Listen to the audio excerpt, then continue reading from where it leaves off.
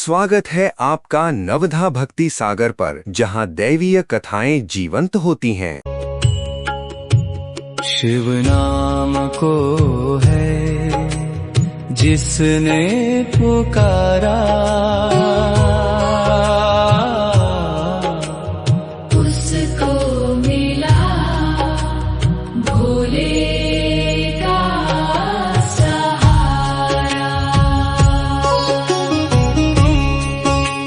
हर हर महादेव। शिव पुराण के इस पावन कथा श्रृंखला में आप सभी शिव अनुरागी भक्तों का हार्दिक स्वागत है। आज के इस अत्यंत भावुक और ओजस्वी अध्याय में हम प्रवेश करने जा रहे हैं महाशक्ति के अवतरण में। आज हम जानेंगे कि आदि शक्ति माता जगदम्बा ने सती रूप में जन्म क्यों लिया, राजा दक्ष ने भगवान शिव से बैर क्यों साधा, माता सती ने यज्ञ कुंड में अपनी देह की आहुति क्यों दी और भगवान शिव के प्रकोप से उपजे वीरभद्र ने दक्ष के यज्ञ का विध्वंस कैसे किया। आइए जगत जननी माता सती और भगवान महाकाल का ध्यान करते हुए आज की कथा का शुभारंभ करते हैं। सती पतिम जगद वंद्यम शंभुम शांतम शिवप्रदम वंदे सर्वेश्वरम देवम सर्व पाप हरम हरम यस्यांके संस्थिता नित्यम भवानी भूरि तेजसा तस्मै नमः परेशाय शिवाय परमात्मने। अर्थात जो माता सती के स्वामी हैं, समस्त जगत द्वारा वंदनीय हैं, परम शांत और कल्याणकारी हैं, उन सर्वेश्वर भगवान शिव और उनकी परम शक्ति माता भवानी को हमारा कोटि कोटि प्रणाम है। सूत जी शौनकादि ऋषियों से कहते हैं, हे ऋषियों, जब ब्रह्मा जी के पुत्र प्रजापति दक्ष ने सृष्टि का भार संभाला तो ब्रह्मा जी के कहने पर उन्होंने आदि शक्ति जगदम्बा की घोर तपस्या की।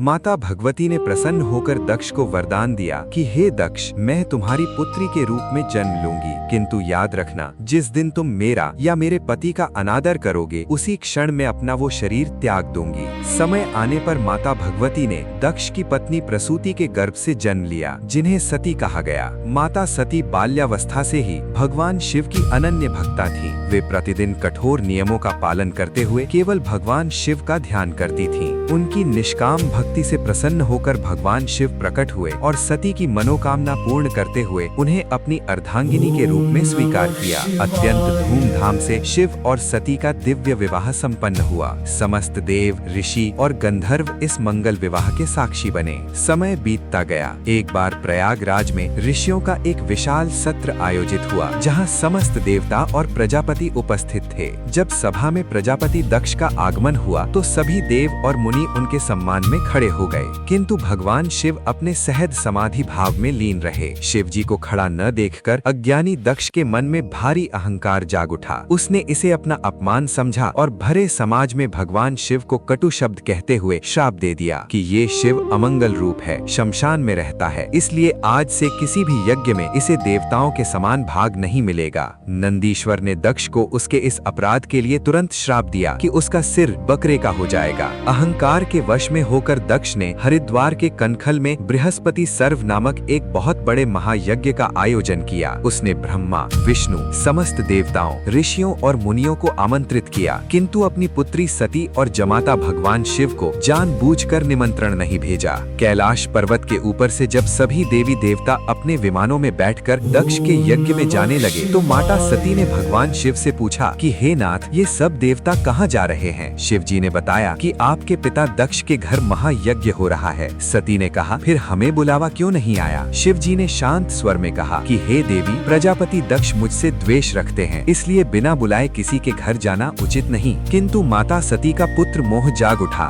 वे नंदी पर सवार होकर पिता के घर पहुँच गयीं। जब सती यज्ञ स्थल पर पहुँची तो उनके पिता दक्ष ने उन्हें देखकर मुंह फेर लिया। केवल उनकी माता प्रसूति ने उन्हें गले लगाया। सती ने देखा कि यज्ञ मंडप में सभी देवताओं के लिए सुंदर स्थान और हवि भाग रखे गए थे, किंतु त्रिलोकीनाथ भगवान शिव का कोई स्थान या भाग नहीं था। पिता द्वारा अपने पति का ये घोर अपमान देखकर माता सती का हृदय छलनी हो गया। वे क्रोध से कांपने लगीं और समस्त सभा को संबोधित करते हुए बोली, हे दक्ष, जो संपूर्ण जगत के पिता हैं, जिनका नाम लेने मात्र से मनुष्य पवित्र हो जाता है, तूने उन देवाधिदेव शिव का अनादर किया है। इतना कहकर माता सती उत्तर दिशा की ओर मुख करके भूमि पर बैठ गईं। उन्होंने अपनी योग शक्ति से अपने ही शरीर के भीतर से योगाग्नि प्रकट की और देखते ही देखते अपनी देह को भस्म कर दिया। चारों ओर हाहाकार मच गया।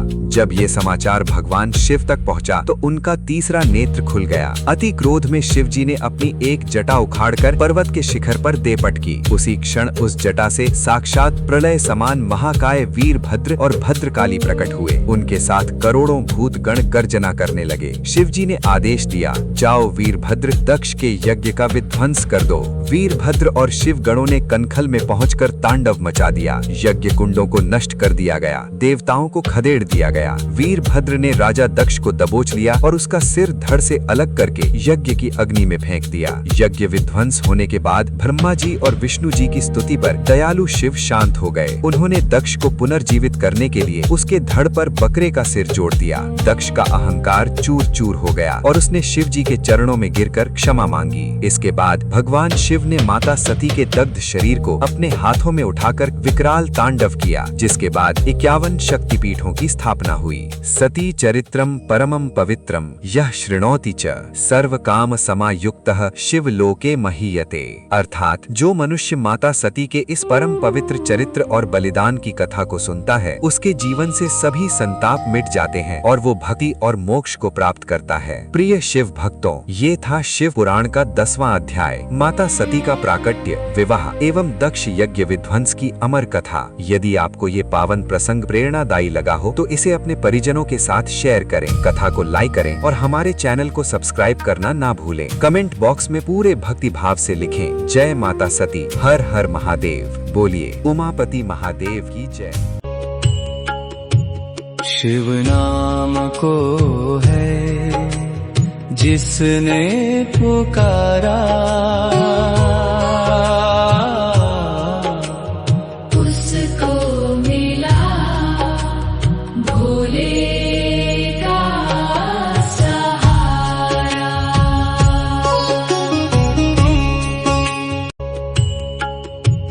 शिव नाम को है जिसने पुकारा, उसको मिला भोले